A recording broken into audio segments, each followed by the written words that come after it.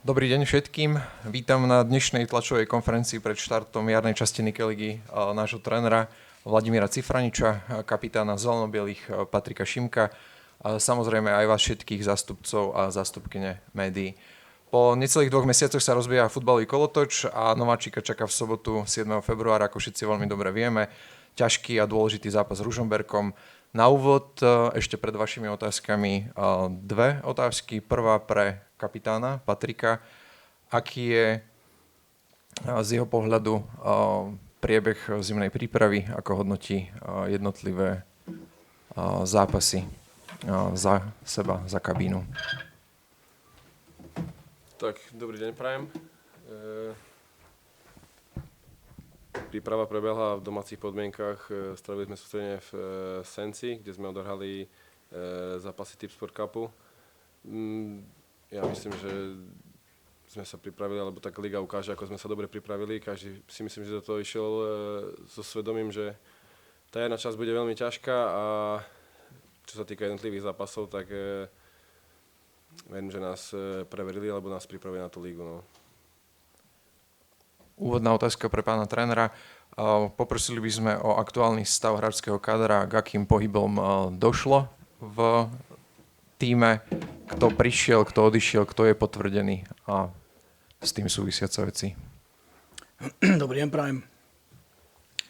Tak z hráčov, ktorí absolvovali jesennú časť, už tu není Vašek Mika, ktorý po vzájomnej dohode s klubom opustil klub, pretože absolvoval operáciu. O uvoľnenie požiadal Bleron Krasniči, cítil sa byť málo vyťažený, takže vyšli sme mu v ústretí a vrátil sa späť do rakúskeho klubu, odkiaľ prišiel. Plus hráči ako Sigejev, Gal a Patika majú takisto povolenie alebo možnosť hľadať si nový klub. Neráta sa s nimi do jarnej časti.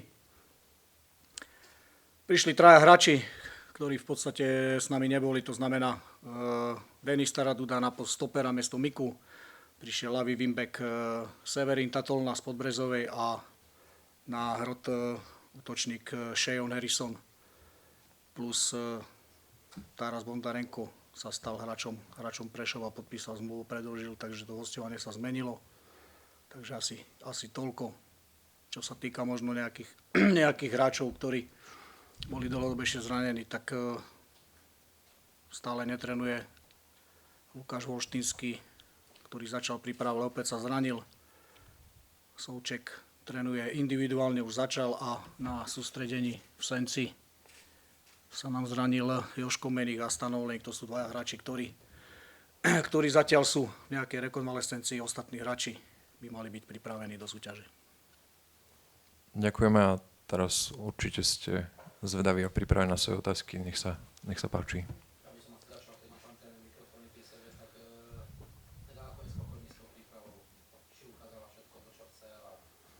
Tak samozrejme stále môžete byť spokojnejší tí. Mali sme superov, ktorých jednoducho sme do prípravy zohnali, či už to boli mužstva z našej druhej ligy alebo Český Kroměříž. A myslím si, že tie zápasy hrali sa na ťažkých terénoch, hlavne v tom Senci. Bola veľká zima, boli zamrznuté terény.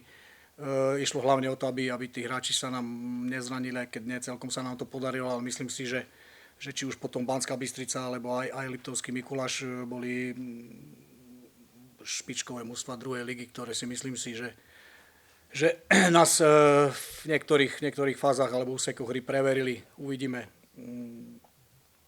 Samozrejme súťaž bude aj zrkadlo toho, či sme alebo ako sme pripravení. Pohľadom tabulkou vlastne hovorí asi jasnou rečou, že čo by mohla byť vaša ambícia na ten jar sa o 12 bodov.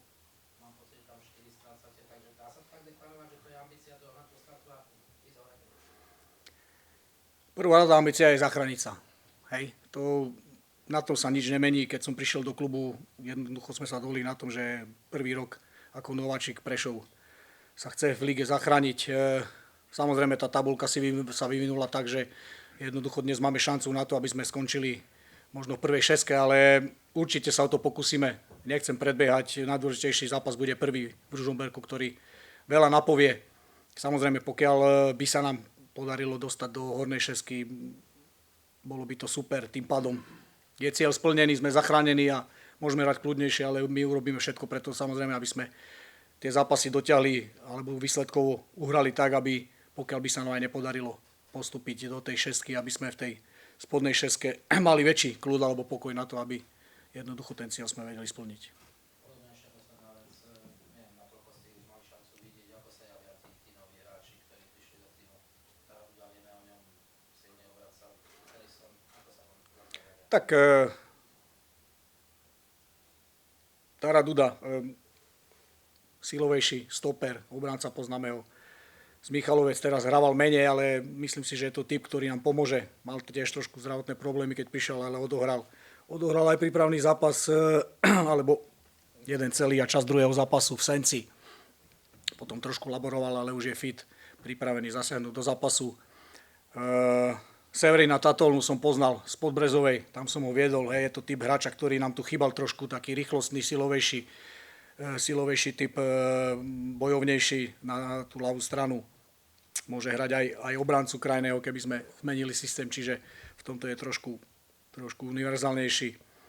A čo sa týka hrotového útočníka, Sheon Harrison má skúsenosti z rumunskej ligy, hral vo Fínsku, je to odchovanec Tottenhamu. Treba povedať, že prišiel trošku v zanedbanejšom stave, kondične není určite pripravený tak, aby sme chceli.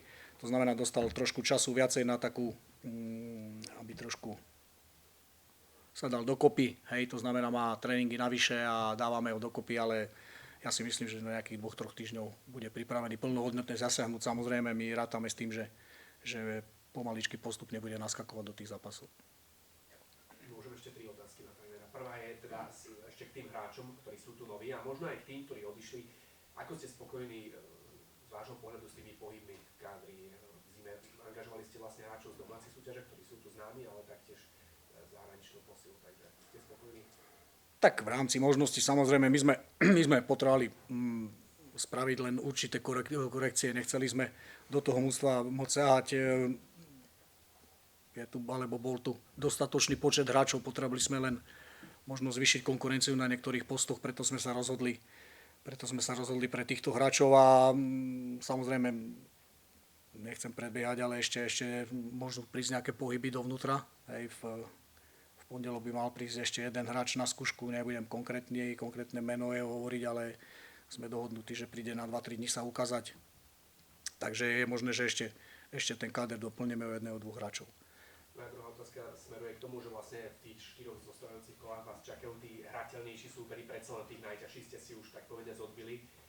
Tak niektoré mužstvá už prezradili, že dokonca majú spočítané, koľko bodov im treba na to, aby si poistili svoje postavenie v tabuľke.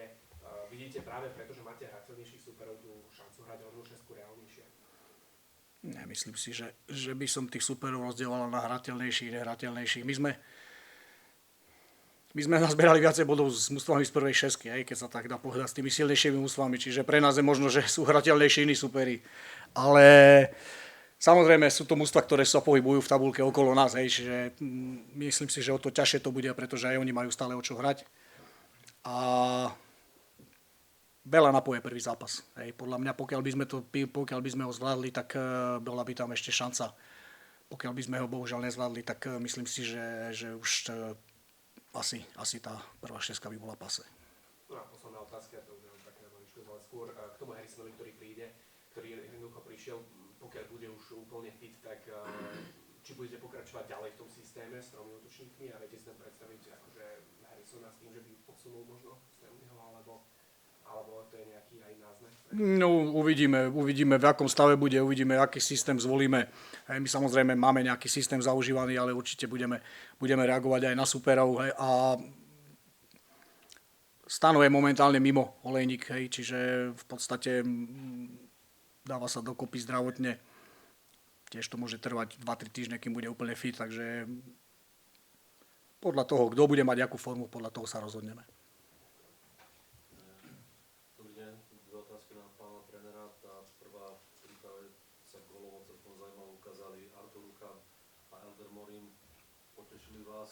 Alebo sú v takej kondícii, že by mohli byť súčasťou základnej 11, prípadne kto z kádra vás takto počas tej prípravy Možno zaujala natoľko, že sa ukázala lepší, povedzme, bolo v jeseni.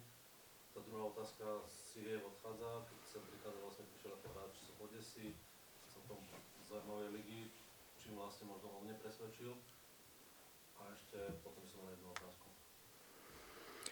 Tak myslím si, že čo sa týka tých hráčov mladých, áno, Ukan ukázal Artur, že má potenciál. Je to hráč, ktorý trénuje dlhodobo za mužstvom. Dostal viacej priestoru teraz v zimnej príprave a ukázal, že môže byť plnohodnotným hráčom kadra. Určite dostane šancu, či to bude v základnej zostave, alebo ako striedajúci hráč. Uvidíme. Takisto Helder Morim, aj u neho prišlo k zlepšeniu. Čo sa týka ostatných hráčov, myslím si, že hlavne tí nosní hráči, domáci hráči, starší, ktorí tu boli aj na jeseň ako nosní hráči, ukázali v príprave kvalitu a tým, že prišli noví hráči a zvyšila sa konkurencia, tak aj hráči na ostatných postoch. Hej, samozrejme, museli ukázať určitú kvalitu, takže dúfam, že budeme pripravení tak, aby to bolo OK. Ešte možno otázka k otázke brankárov. Bude Pavel Bajza jednotková aj v tej jarnej časti, alebo vlastne už dostane povedzme viac priestoru možno aj v Novorovsku? Rozhodneme pred zápasom v Ružomberku, kto bude jednotkou. Ja som sa s nimi rozprával pred prípravou. Dostali rovnakú šancu obidvaja v príprave. Ten, ktorý vyzeral v lepšej príprave, pôjde do brány v Ružomberku. Ešte možno posledná otázka, posledný naviažem trochu na kolegov. Nové posily plus možno tí, ktorí potešili, sa nám hovorili, ale Morin, ďalší, prípadne David Grigger. Je to už u nich v takom stave, že budú súčasťou, alebo môžu byť súčasťou základnej 11, alebo sú to skôr hráči na striedanie? Tak, hlavne čo sa týka tých nových, alebo tých mladých hráčov, ktorí sú tu z dorastu, chceme ich využiť vtedy, keď vieme, že budú hrať. Hej? To znamená, že pokiaľ budeme vidieť, že by mohli hrať v základnej zostave, určite ich tam dáme, ale nechceme ich zbytočne ťahať na zápasy na lavičku, aby nehrali za dorast. Hej? Sú to hráči, ktorí ešte môžu hrať za dorast, to znamená, potrebujú plnohodnotnú záťaž, plnominútovú, ale ukázal sa aj Grigger, hej, v tej príprave, mal zaujímavé veci. Je tam výhoda, že môžu hrať za dorast, čiže my budeme určite aj po dohode s trénerom dorastu alternovať tých hráčov, či ich budeme potrebovať my, alebo budú v dispozícii pre dorast. Ale určite majú obidvaja parametre na to, aby časom sa stali možno aj hráčmi základnej zostavy. Pán tréner, ešte čo sa týka tých zranených hráčov, aká je tá prognoza dĺžka liečby odhadovaná, Stanov Leníka ste spomenuli, tak ešte možno ostatní. Stanov Leník, Joško Meník, to je približne na rovnaké úrovni, 2-3 týždne určite. A Souček začal trénovať už, čiže neviem, koľko bude trvať to, aby bol úplne fit, hej, ale to tiež odhadujem, že skôr ako za 2-3 zápasy určite nie. Hej, čiže Volštínsky zranenie zase takého vážnejšieho charakteru, čiže nedovolím si ja tvrdiť, kedy bude fit, alebo či bude fit, to skorej na doktora otázka. Čiže nikto z tých hráčov sobotu na Ružomberku? Nie. Ja by som sa chcel vás, pán tréner, opýtať, taká zaujímavá téma, jesene v Prešove, tie penalty nešťastné, raz to vyšlo, potom to nevyšlo, vlastne svojím spôsobom možno na tom trošku aj padla tá prvá šestka na konci jesene. Tak je už vyriešené do budúcna, že kto bude to kopať, pretože v zime to bol či už Sikak alebo Morin, či ste už stanovili nejakého hráča. Tak my stále alebo možno uvažujete na to. Samozrejme, uvažovali sme nad tým, aj sme sa o tom bavili, takže určite si určíme pred každým zápasom kopajúcich hráčov a nechcem povedať, že Regalis sa z toho vypadol, ale keď budeme viesť 2-3-0, tak kopne sa aj Regali ešte penalty. Možno ešte otázku od tých hráčov, ktorí odešli, možno čím vás nepresvedčili, alebo čo bol dôvod, že dostávali toľko minút a mali odísť? Tak u Miku bolo dlhodobé zranenie, on pol roka pauzoval a v podstate liečil sa konzervatívne a potom po pol roku prišlo k operácii, čiže ten by nestihol ani jednu sezónu. A Sigejev, Patika a Gál, to boli hráči, ktorí boli najmenej vyťažení. V podstate dnes máme, si dovolím tvrdiť, že na ich posty lepších hráčov, preto sme sa rozhodli, že ich tu nebudeme zbytočne držať. Ja sa chcem opýtať Michal Frank-Vorzár, ja som pôvodne teda myslel, že dám nejakú otázku, čo týka hospodárenia klubu, ale asi nie ste správni respondenti, tak sa opýtam inak, že ako ste teraz s podmienkami v klube a aj vlastne s návštevou na vašich zápasov, lebo myslím, že stále vediete z tabuľku, čiže tam tá odozva je. Tak myslím si, že čo sa týka fanúšikovskej podpory, o tom ani nemusíme rozprávať. Je to jednoducho veľký boom v Prešove po dlhej dobe liga a tí fanúškovia sú úžasní, sú perfektní. Veľmi nám pomáhajú v tých zápasoch, nielen domácich, treba povedať, že chodia nás pozvať aj vonku. Pokiaľ mám informácie, aj do Ružomberka sa chystá celkom pekná enklava, takže v tomto smere sme im vďační a musíme byť spokojní. Čo sa týka podmienok, samozrejme stále je čo vylepšovať, ale myslím si, že v podstate nič nám nechýba. Máme nový štadión, máme na zimu umelú travu, máme prírodné ihrisko v meste, plus využívame terény či v Ličartovciach alebo Ľuboticiach, takže ja si myslím, že optimálne podmienky. Niečo sa nešušká o nový akcionár, alebo pomaly, že sa pripravuje tréner akcií, či to ide akoby mimo vás? To ide úplne mimo mňa. Jedine, že by som vyhral Euromilióny, tak by som to kúpil, ale možno. A kúpili by ste? Tartan.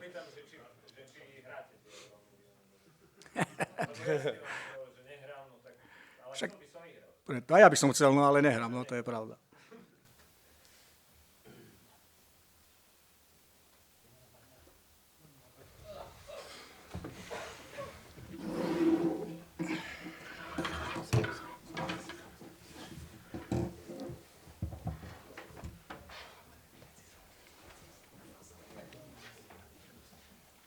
Ja tiež nehráme Romaniany, a chcel by som vyhrať.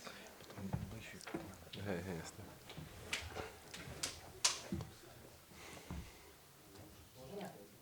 Tak asi začnem zase takou jednoduchou otázku, aká je nálada v tým, po tej zimnej príprave. Či ste už tak správne nabudení na začiatok SDL? Tak si myslím, že určite áno, každý sa na to teší. Tá zimná príprava nebola veľmi dlhá, ale každý chce hrať ligu a každý sa na to veľmi teší. No ako to povedal, tak tá prioritný cieľ je záchrana, ale vy ako hráči určite trošku budete vyššie. Tak, samozrejme, či už sa tá šestka podarí alebo nie, tak stále chceme mať nejaký ten vankuš tých bodov, aby sme sa zachránili z menováčik, tak určite prvorada je záchrana. No, čo bude, uvidíme, na čo to bude stačiť, na čo sme sa pripravili, takže to ukáže čas.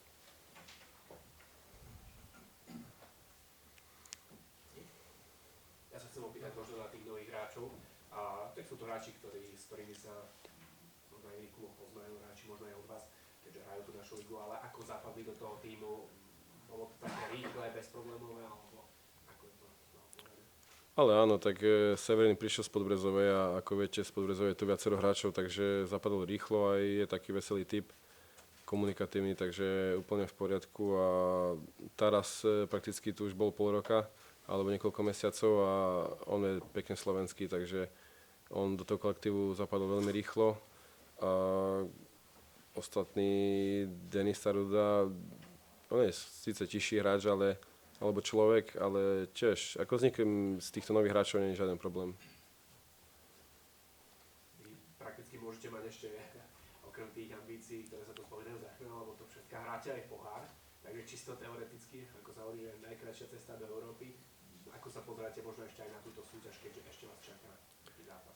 Tak, v kariére som zažil, že ako hovoríte, najrýchlejšia cesta do pohárov je pohár a zažil som to, tiež som tomu roky neveril a že to tak vypalilo, takže tiež možno, že taký sen alebo takéto niečo.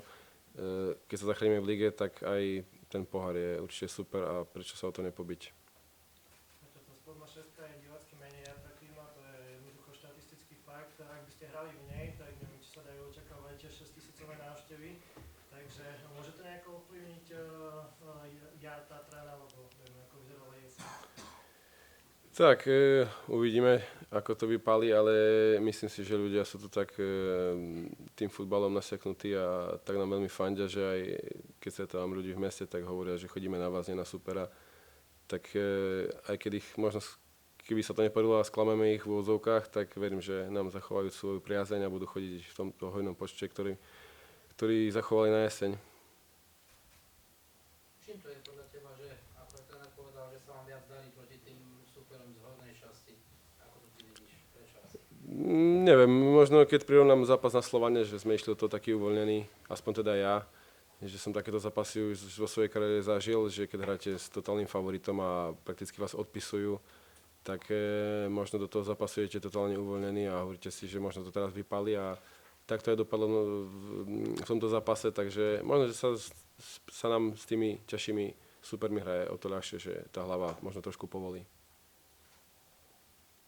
Bude možno preto ten boj o tú hornú šestku ťažší, ako aj tréner povedal, že vlastne hráte so supermi, ktorí sú prakticky z spodnej časti tabuľky. Tak samozrejme, tie mužstvá vás už nepodcenia, pretože ste kvalitatívne podobne na tom, takže určite to bude boj, každý zápas.